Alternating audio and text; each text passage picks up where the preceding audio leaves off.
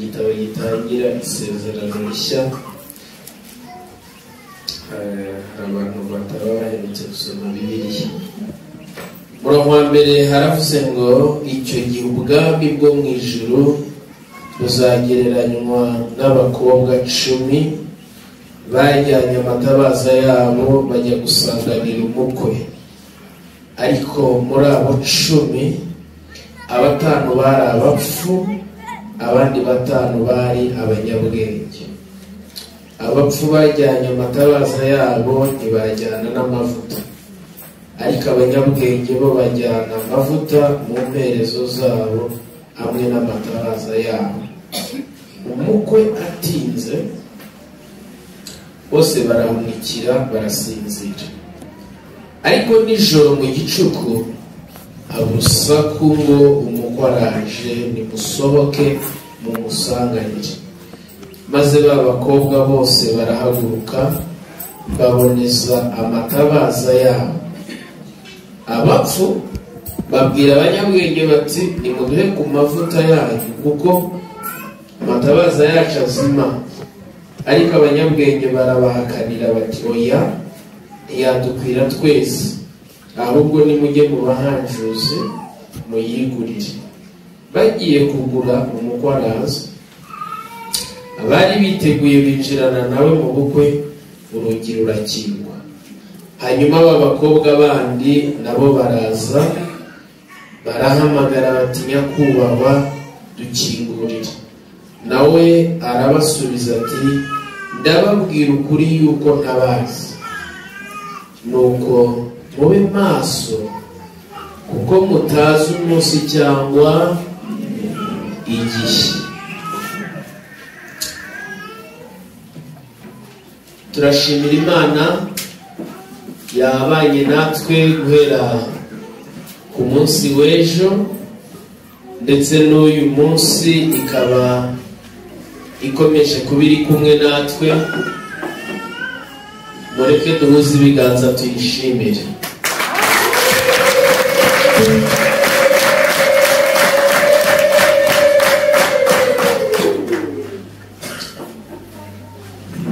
Ndashima Imana kandi kuba nyine Imana yarashimye ko mboneka hano mu ivugabutumwa, murimo nkunda cyane.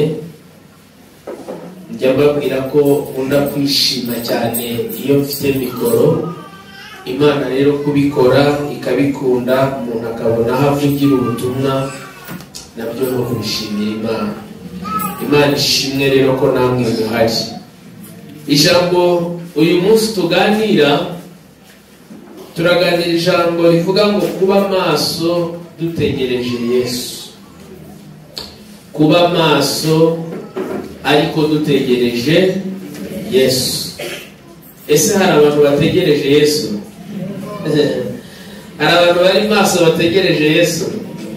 Birumvikana hari abo mbonye batabyiteguye, batanazi kazagaruka, kandi ntabwo ari igitangaza. Abo nabo twahamagariwe kubabwira ngo nimube maso mutegereze Yesu. Amen. Hanyuma ndasaba mukora uko mushoboye, abantu bagerageze gusa n'abatujeho kugira ngo tuganire ijambo ry'Imana nta bantu bagendagenda. Abakora protokole bayikore neza ku buryo bitarangaje abantu. Dufite iminota itari myinshi ariko kandi sina mikeya. Icyo umwami yagambiriye ko utahana uragitahana uyu munsi. Amen. Amen. Jambo twasomye ni umugani ariko ushushanya ubwami bwo mu ijuru. Rero Yesu aravuga ngo ubwami bwo mu ijuru bugereraho n'abakobwa bangahe bagiye gusanganira umukwe. Hanyuma bagiye gusanganira umukwe ngo bajyana amatabaza. Hanyuma bajyanye amatabaza barimo ibyiciro bibiri. Icyiciro kimwe cyari kigizwe n'abanyabwenge, abakobwa b'abanyabwenge. Ikindi cyari kigizwe n'abapfu. Abapfu, Bibiliya y'Icyongereza ivuga foolish. Foolish ni umuntu uri absent mind. Ni umuntu udafite, udatekereza, udafite, babapfu nyine, urumva babapfu bari babapfu. Hanyuma abo nabo bagiye kureba umukwe, nabo bagiye kureba iki? Hanyuma aba banyabwenge bajyana amatabaza, baravuga ngo reka twe kugenda gutyo gusa, kuko hari igihe aya matabaza ari buze gucanwa mu gihe cy'umwijima. Reka dutware amavuta yo kuza gukoresha mu matabaza. Abapfu batwara amatabaza ariko ntibajyana amavuta. Bose mu nzira bagenda ari 10, bagiye gusanganira iki? Yewe reka mbabwire ngo mu nzira bose ubabona bari bagiye gusanganira umukwe. Sinzi ko mubyumvira.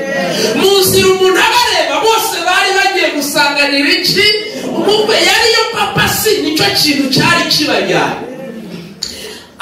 Bose bari bagiye gusanganira iki n'abantu? Erega ubu nubwo mubona abantu bose muri korali baririmba, nyine bose bari muri korali, ariko hari abantu baririmba ibyo batumva, hari n'abandi baririmba ibyo bumva.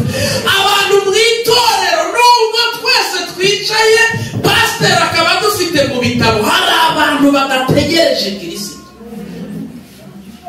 So umuntu uza atwaye uburozi buraba bamutegereje, akavuga ati ndacunga akana, yagaterura akaba akarwinza ikintu. Urabyumva? Yakarwinga ikintu, umubyeyi yaza kugera mu rugo ukumva ngo umwana arapfu. Buriya urusengero n'ikoraniro ry'abarwayi. Reka urarwaye nawe, nuko tutarwaye ingingo zimwe. Hari igihe uzahura, ese mikoro ko bayigize ntuzi, hari igihe uzahura n'umuntu urwaye umunwa. Mu bitaro ugahuramo n'umuntu urwaye iki? Yawugujomba akagukomeretsa. Ararwaye. Kuko hari abantu bajya bareba ibintu gusa bibusanye n'iby'abandi, agahora areba ibintu bibusana gusa n'iby'abandi. Hari igihe uzahura n'umuntu urwaye amatwi. Uwo yumva nabi, uwo yumva nabi, ibintu byose abyumva nabi. Hari igihe uzahura n'umuntu urwaye amaso, uwo ibintu byose abireba nabi. Yewe hari n'abarwaye imitima. Hari abarwaye umutima ku buryo ibisohokamo biba bikomeretsa gusa. Ariko ndashimira Yesu ko ari we muganga mukuru. Tumuzamurire ibiganza. Niwe muganga mukuru. Hanyuma hari igihe ufashwe vuba azagahura n'abari kugera igihe cyo gusezererwa ku burwayi bwabo.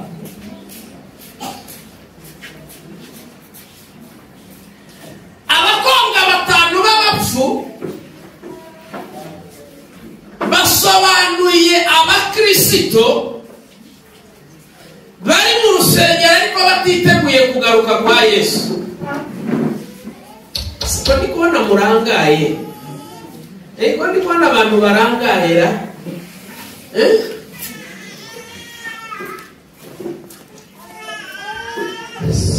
Narivuze ngo abakobwa 5 b'abapfu bikiye bahagarariye abantu bari mu rusengero ariko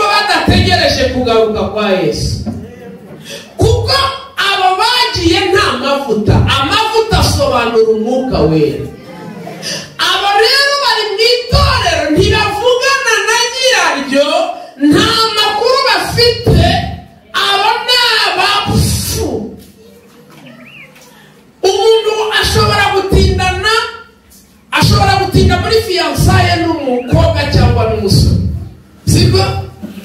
Hanyuma bagatindana kubera impamvu zitandukanye. Wenda umukobwa ari kwiga cyangwa umugabo yagiye muri misiyo. Abantu rero bakavuga ngo ubukwe bwarahagaze, bakavuga ngo ubukwe bwarapfuye, ariko umukobwa uvugana na fiyanse we, haleluya, iyo bavugana nubwo abantu babona byaratinze, ariko iyo bavugana impano ziba zikiri gutangwa. Haleluya, impano ziba zikiri koherezwa, mesaje ziba zikiri kwandikwa.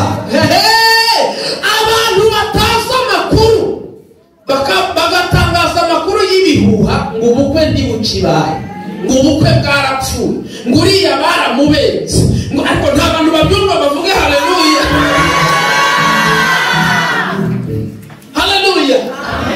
Akaba bafitanye konegisi, yewe bakaba bahurira ahantu, ariko abatazi ibyo ari byo bakavuga ngo ubukwe bwarapfuye. Kumbe bari kumubwira terega iminsi isigaye ni mikeya, nkaza tugakora ubukwe. Haleluya. Ari kumuha amakuru, umugeni nawe ararimbanije, ari kugura ibikoresho, arahura n'ikuvura akayigura, arahura n'isorora akayigura, arahura n'isafuriya akayigura. Kubera iki? Umukwe wiwe yamuhaye amakuru, yaramubwiye ngo ndi hafi ndaje. Abafite amavuta, abakobwa b'abanyabwenge bagereranywa n'abantu bari mu rusengero ariko bafite umwuka wera. Abo ngabo Yesu aherutse kubabwira, arababwira ngo kwirembo ari kwirembo nuko araje, Yesu araje adageze kwirembo. Haleluya. Abo akazi nikababuza gusabana n'umukwe. Reka mbabwire uko biri kose, nararambaye hanyuma mpitamo kugura pake yoroshye nyine ituma umuntu avuga bida, kuko naguraga amayinite agashira vuba, kandi ibyo mvuga bitararangira nkabuza. Noneho rero ngira umugisha Airtel ibizanye unlimited ku bihumbi 3 byonyine. Ewa mu gitondo shari waramutse, inaramutse neza, warose iki? Ibyo zekireka bato niba batabizi, ariko abandi murabizi. Nukora ngo twahanahanaga amakuru. Haleluya. Twahanahanaga iki?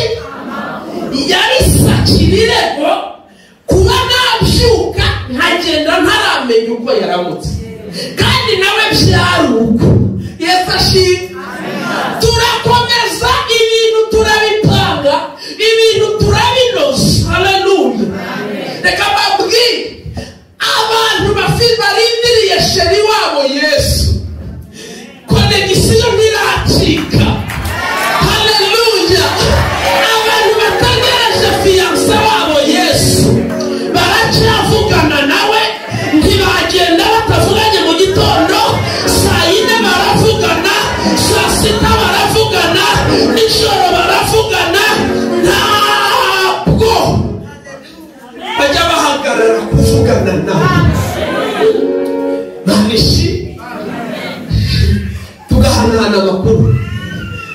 n'amakuru naba nagize n'akabazo ko kutamera neza nawe agahangayika ku bwanjye mfasha umva nawe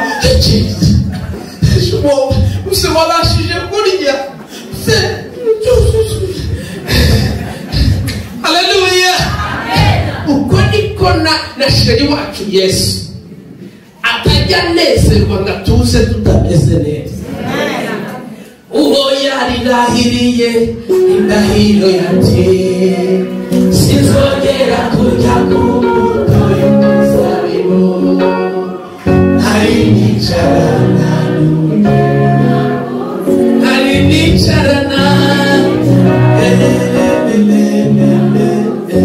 ubu Yesu ari mu mafungo Yesu ari mu masengesho yo kwiyiriza yaravuze ngo sinzongera kujya ku meza umukwe ndindiri yataragira gute araturi ariko se ikanzu yawe irameshe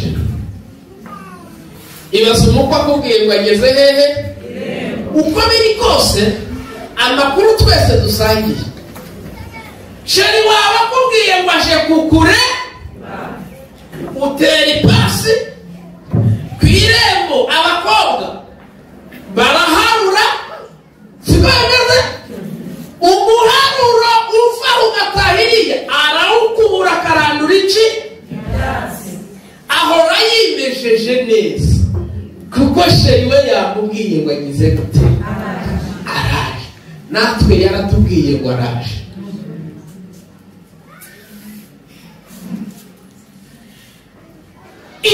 reka mbabwire ikintu satani ari gukora kandi asize mu imbaraga narivuze ngo ikintu satani ari gukora kandi asize mu iki imbaraga ni ukwibagiza abantu ko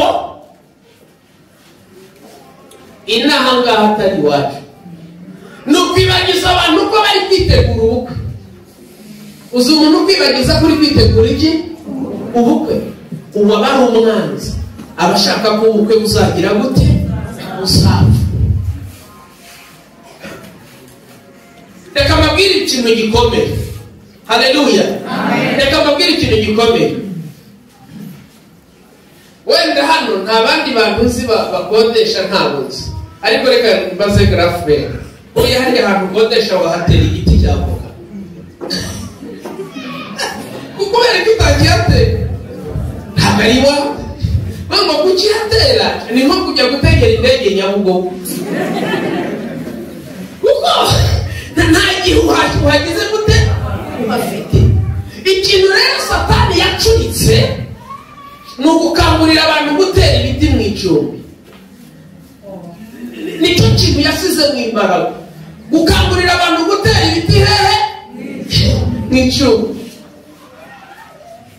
nyakwigendera Billy Graham yavuze ngo isi ni inzira ncamo njye iwacu ibyo mbonera mu isi ni impamba y'urugendo akamubwira akazi uri gukora ni impamba y'iki ni ukugira ngo ubashe kubona ibyo urya mu rugendo ariko ntiwibagirwe kuri hehe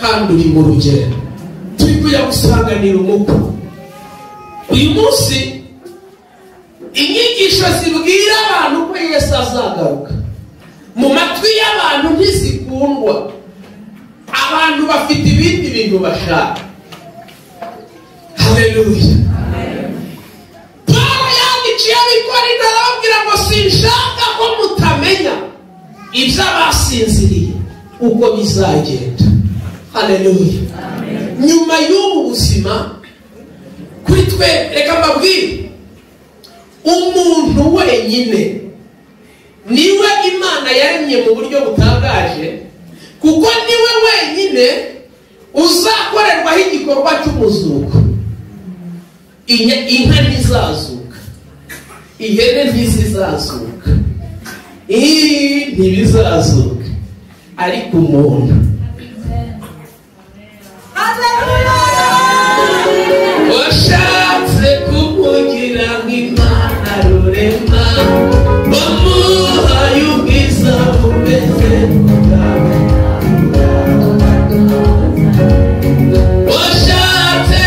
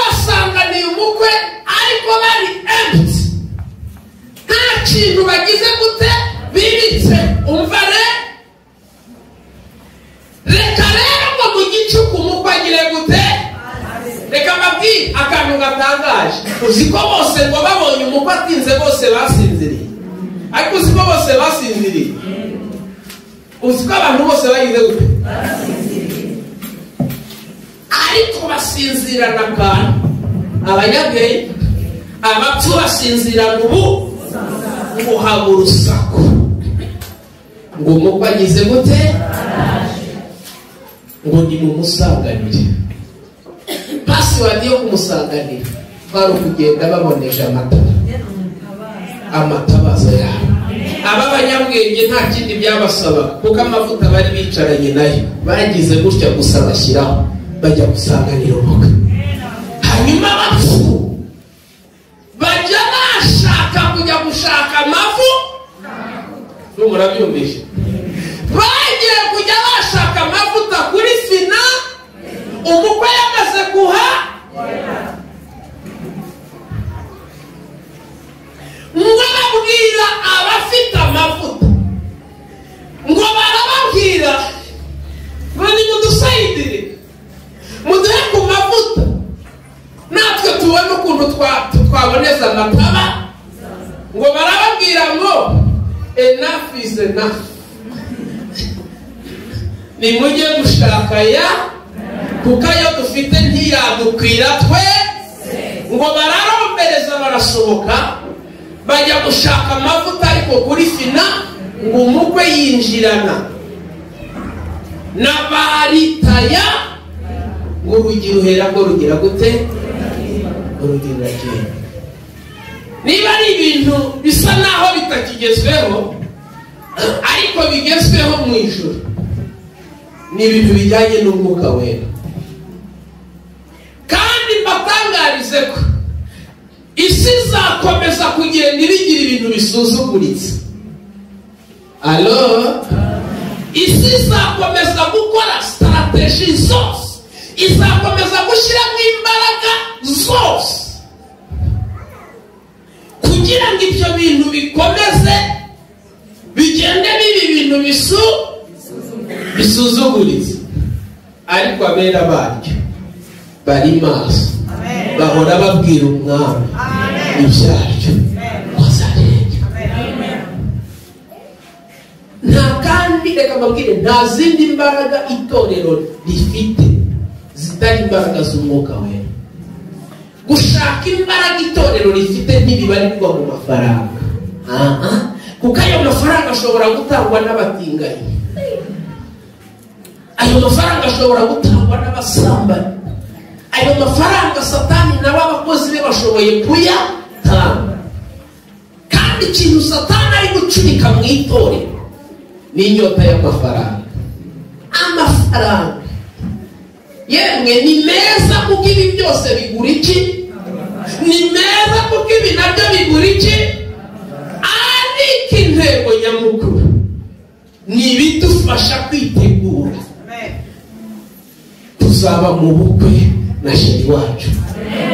Iyo bitabaye impamvu yo kudufasha kuzaba mu bukwe, iyo bitabaye impamvu yo kudufasha kwitegura kuzaba mu bukwe na sheri wacu, tuba twahushije imbere.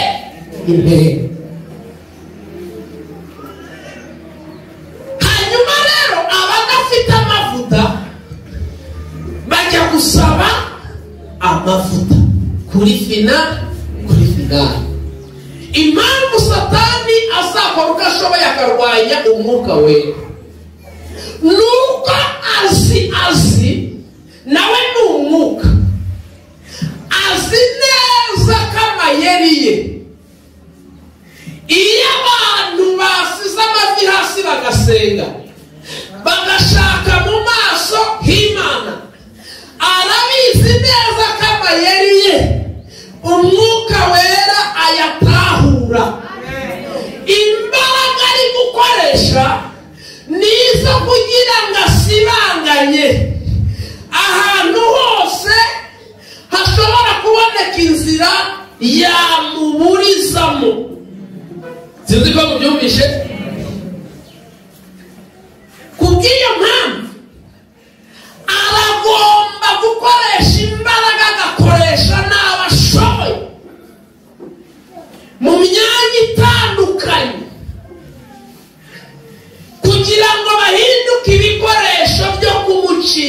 inzira kugira ngo bacire inzira abakozi biwe.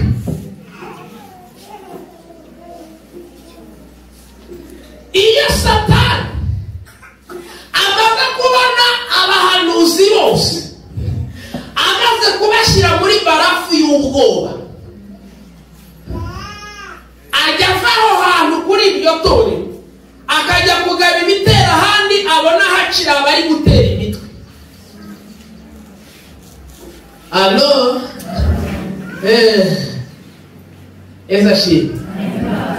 Igitandukanya itorero na koperative nuko itorero rifite umwuka wera, hanyuma iyo umwuka wera atari gukorera mu itorero ni koperative muzima, ni ikimina mu bindi.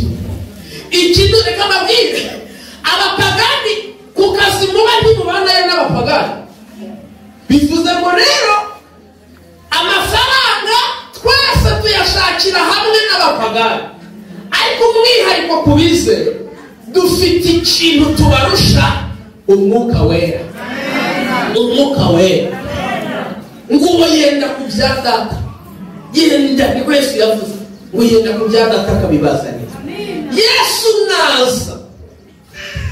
Yesu naza azahama abazaba bari mu mwuka wera, abo nibo bazumva impanda, abo nibo bazamubona ku bicu maze baguruke bamusanganire.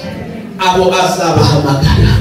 Ndamutse nguhamagaye ngo ngwino, umuntu urwaye amaso ntiyamenya ko nguhamagaye, ariko urwango wowe uri kureba waza, ariko utareba ntiyaza.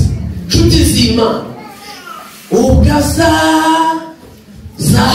zahamagara amazina yawe bose mu gitabo cy'ubugingo, siko nsumva izina ryanjye nkitaba. Yesu yaravuze ngo iyaba nyir'inzu yamenyaga igihe umujura ngo yakabaye ntiyagakunze ko inzu yigira gute. Uzi kujya kubyuka ugasanga inzu bayicukuye, uzi kujya kumva ukumva umujura mu nzu ari kukubwira ngo uzane ibyo ufite byose. Bibiliya yaravuze ngo ubwo abantu bazaba babona nta kibazo, babona bamaho muri ako kajugane, abantu bari busy, abantu batakibona umwanya wo kwiyiriza, abantu batakibona umwanya wo gusenga. Kandi icyo Satani ari gukora ni ugufunga uwo mwanya wo gusenga. Bivuze ngo nde? Ikintu ari gukora ni ugukoresha imbaraga zose afite ngo aburize uwo mwanya wo gusenga, kuko umuntu utari gusenga ntiyaba amaso. Alo, umuntu utari gusenga ntiyaba iki? Reka mbabwire ikintu gikomeye, mbisubire mubanza narabivuze hano. Uyu munsi wa none aha muri iri teraniro haramutse hajemo abatingaye, hakazamo abatingaye,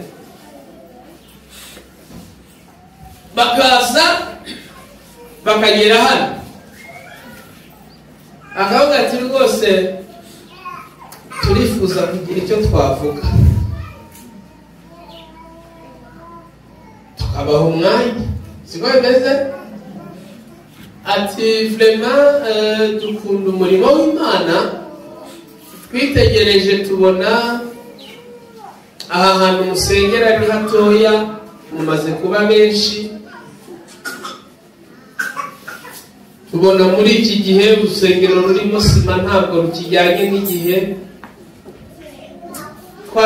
Twabageneye inkunga ya miliyoni 500, muze kuduha konte tuzazinyuzaho kugira ngo murebe ukuntu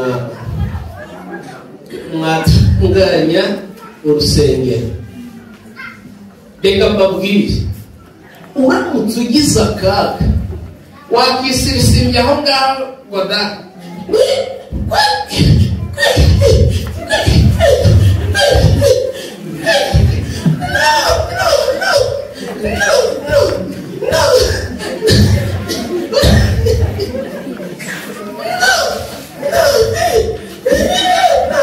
uriya abaye iki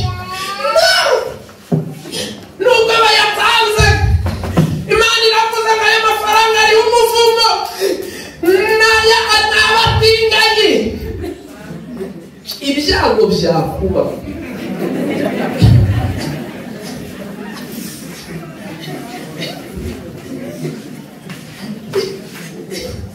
ibyago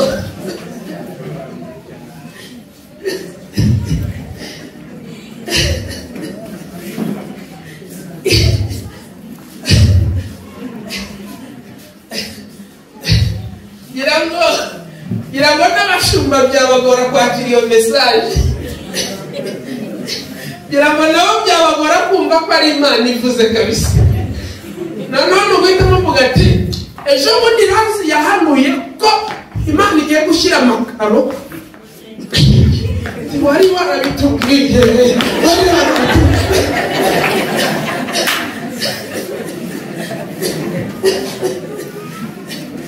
Ibintu byo gukoresha umwuka ngo dutekereze source y'ayo mafaranga byatugora.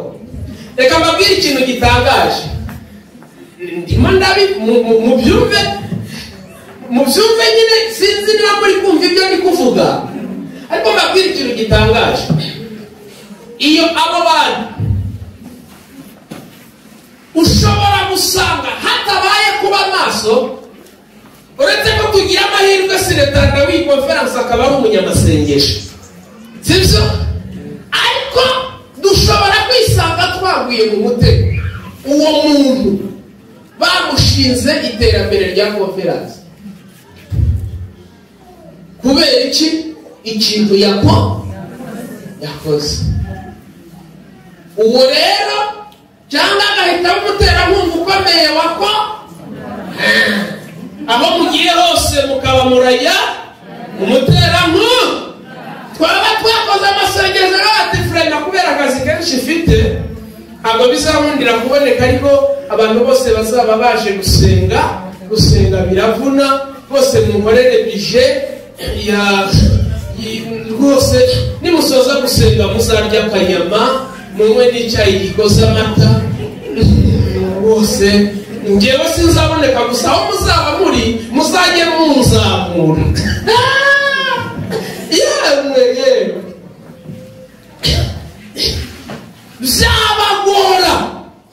byagorana gutahura uwo ari we. Tube maso dutegereje kugaruka kwa Yesu. Ese uri maso? Ikiguzi cy'ubuzima kirahenze. Ngira ngo uyu munsi ababyeyi arataka akavuga ati kubyara benshi kuri iki gihe ni ikiba, kubera amashuri y'umwana arahe, kandi umwana aragomba kwiga ahantu heza. Ikiguzi cy'ubuzima kigize gute? N'amafaranga dukorera tuba mu ijambo rivuga ngo ntibihura. Ibyo rero biri gutuma umuntu akoresha uko ashoboye umwanya we wose akawushyira mu byo gushaka amafaranga kugira ngo abone uko yishyura inzu, yubake nawe kadasiteri nk'abandi, mbese nawe yambare bazerishe nk'abandi. Mana yanjye turakataje kandi ni byiza, ariko niturangara Yesu azadutungura. Soza reka mbabwire iki, niba hari agahinda kariho umunsi abizera tuzajya mu ijuru. Haleluya. Isi izacanganyukirwa, isi izagira gute? Kuko impano z'umwuka wera zose itorero nirigenda rizazijyana. Nitugenda mu ijuru, impano z'umwuka wera zose tuzagira gute? tuzazijyana. Icya kabiri, reka mbabwire abantu bazagira agahinda gakabije, ni abantu bazaba barabaye mu itorero, barabaye muri korali, barabaye mu mirimo y'itorero hano, hanyuma bagasigara. Bakagira gute? Abatizera ngo bazajya bakubita ibikonjo, bababwire ati bagusize gute, bagusize ute? Bizaba ari agahinda gakabije. Ndakwifuriza ngo ntuzasigare. Imana nivuga nawe tuzajyana. Ese hari umuntu uri muri iri teraniro wagize amahirwe yo kuza gusenga ariko akaba yumva atiteguye ko Yesu aje none yamujyana? Ndasubiramo, hari umuntu waje gusenga ariko mbabaza, ese mwese muriteguye ko Yesu aje none twagenda? Murakoze kwikiriza gutya. Hari abantu bavuga ati ntawamenya da, ntawamenya. Ninde wumva atiteguye ko Yesu aje none yamusanganira? Ngo azamura ikiganza. Zamura. Ese urumva yewe zamura di. Wazamuye ariko. Wazamuye.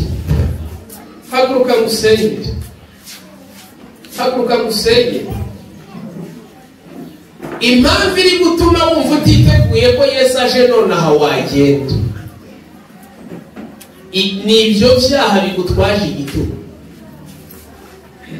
Alo, umunyeshuri w'umunyesuku yatashye arafura, ariko umunyamwanda mu gitondo atera parufe mu byanduye. Igituma utiteguye ko Yesu aje none wagenda, icyo kintu uri kumva utaratunganya, icyo kintu uri kumva utarakemura, gikemure, kuko hawe ni none, ejo ntabwo ari ahawe. Ukwiye guhora witeguye, waba uri mu gikoni guteka, waba uri mu kazi, waba uri mu modoka, waba uri kuri telefone, ugahora witeguye ngo Yesu aje none akansanga muri ibi bintu, amureke, niteguye kugenda. Nta wundi wumva atiteguye guhaguruka. Ariko se ntubizi? Oya, ibwiza ukuri. Duhamagara umushumba z'abasengeri. Genda soje. Nta muntu wumva atiteguye. Nta muntu wumva atiteguye. Ndasubiramo ngo icyo kintu gituma wumva utiteguye gikureho. Uhorana amazi n'isabune. Uhore wibira mu maraso ya Yesu, agukureho ibyaha. Duhamagare umushumba paruwase aze kugira ngo abasenge. Yewe ibyo bintu wumva bitumye utiteguye, ndimo kubwira ngo bikureho, kuko Yesu azaza atunguranye. Ariko uyu munsi umwemerere, umubwire ngo ndakwinginze nyambika, ndeke kuraka. Imana ibagirire neza, Imana ibambike imbaraga, Imana ibaho umugisha. Shalom. Amen.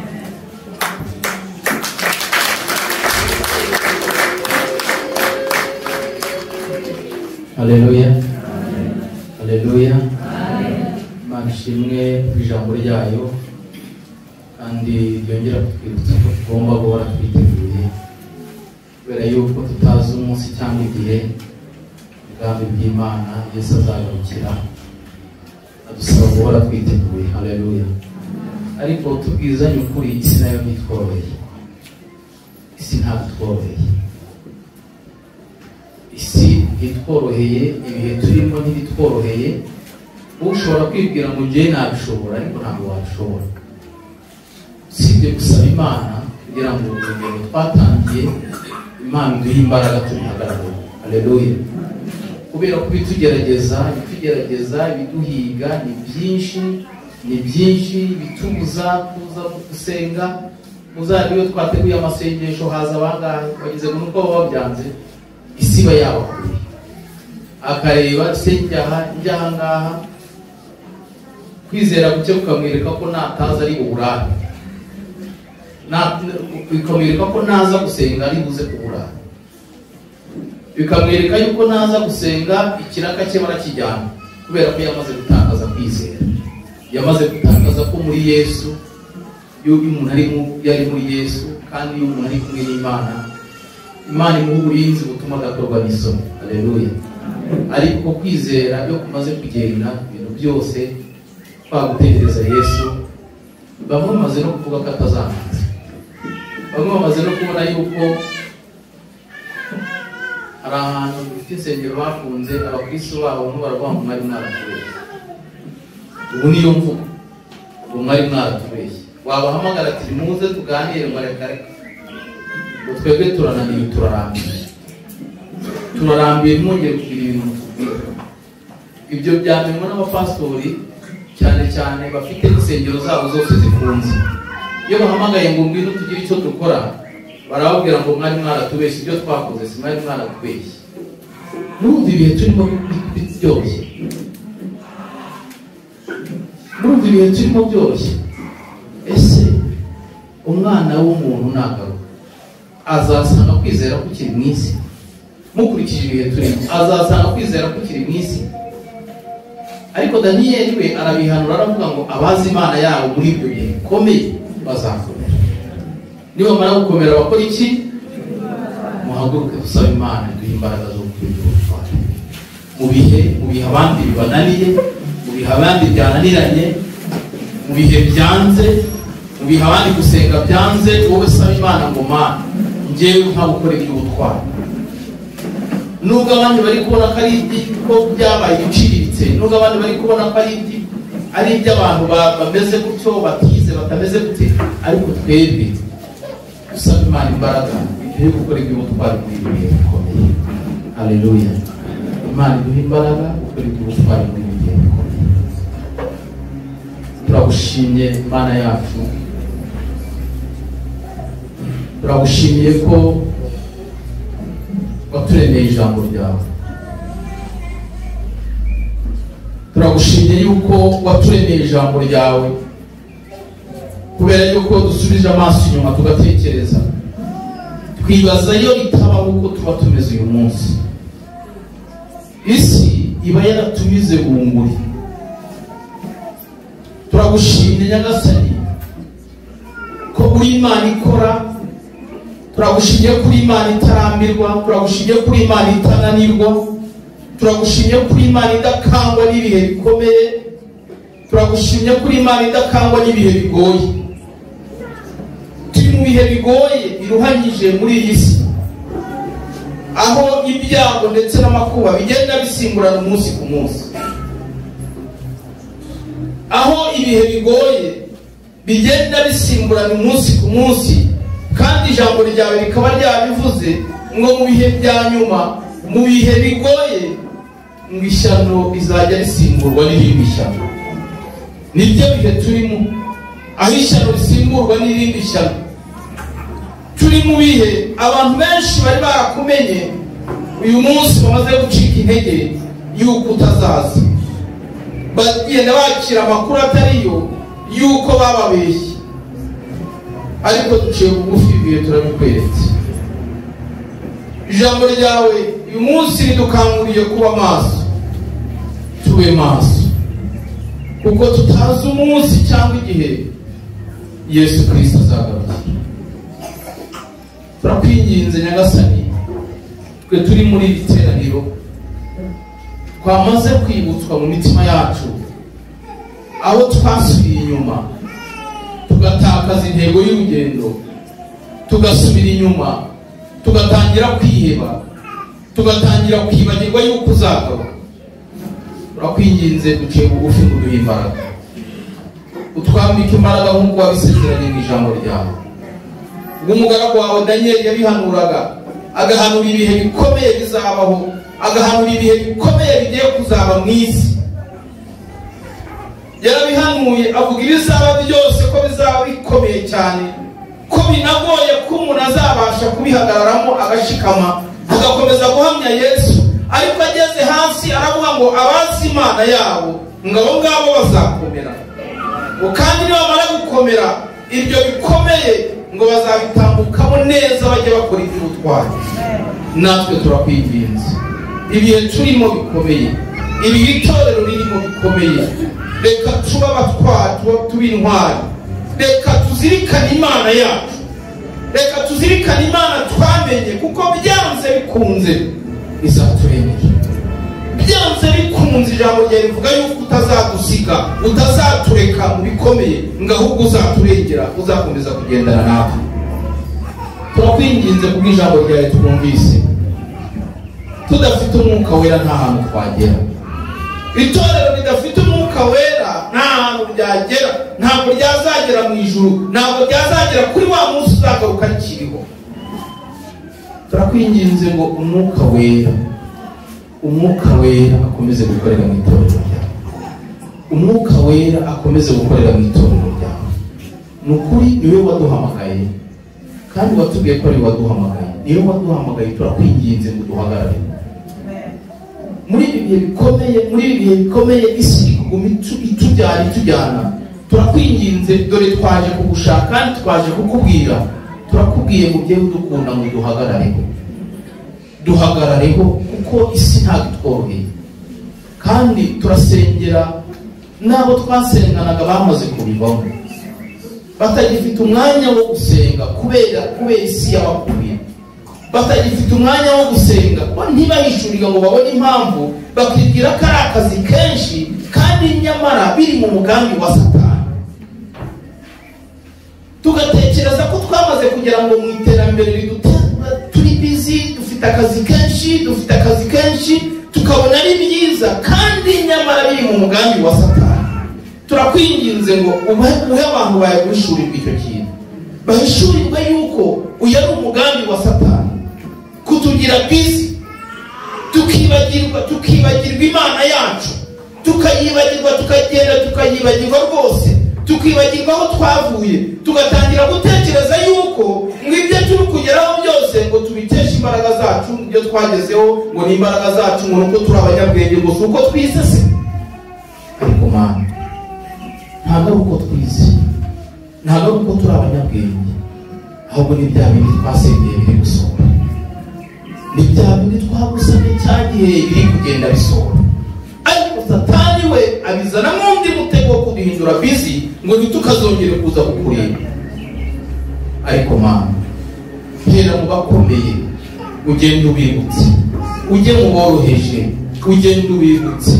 Hera abakomeye, aboroheje, abafite amafaranga, batayafite, bose bagendereye, ugende ubibutse yuko kuba busy biri mu mugambi wa Satani.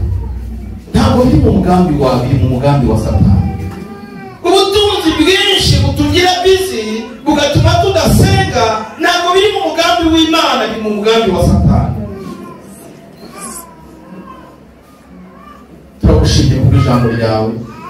Icyo twingingaga ni ukugusaba imbaraga, umwuka wera agakomeza kutwishurira imigambi yose ya Satani, inzira zose Satani ari gucamo atwibagiza urugendo.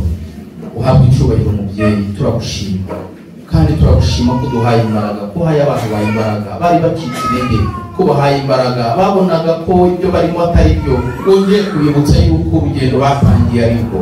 Uhabwe icyubahiro, turakwiragije mubyeyi udukunda. Turagushimye ko wabanye natwe mu cyumweru gitambutse, tongera dukwereka iki cyumweru kugira ngo kizabe icyumweru cyiza, kizabe icyumweru cy'umugisha.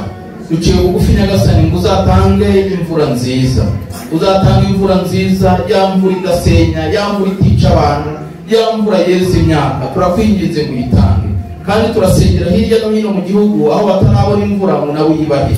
Uturere tutarabona imvura turasengeye mu izina rya Yesu, kugira ngo Nyagasani uturere natwo tubone imvura. Duciye bugufi imbere zawe mubyeyi udukunda, uzahira ingendo z'abantu bawe, abantu bawe uzagira ingendo zitandukanye hirya no hino, uzagendane natwe, wongere ugarukane natwe amahoro. Uzaha abahinzi kugira umugisha, uzabaha umugisha, uzaha abakozi Nyagasani kugira umugisha ku bakozi babo, uzaha abafite poroje zitandukanye uzabaho umugisha, abakora ingendo zo mu muhanda, abamotari, abashoferi, abo bose turabasengeye ngo bazagende mahoro kandi bagaruke yandi mahoro. Duciye bugufi ngo abacuruzi uzabane nabo, uzabaha abakiriya b'umugisha, uzabaha amafaranga y'umugisha, uzabane nabo bazahahira abandi baburiye. Turagushimye mubyeyi udukunda kugira ngo utange umugisha. Waje afite icyifuzo cy'ibiryo ubimuhe, waje afite icyifuzo gitandukanye, ufite icyifuzo cy'uburwayi, duciye bugufi mu mukize n'izina rya Yesu. Uracyakiza, uracyakora.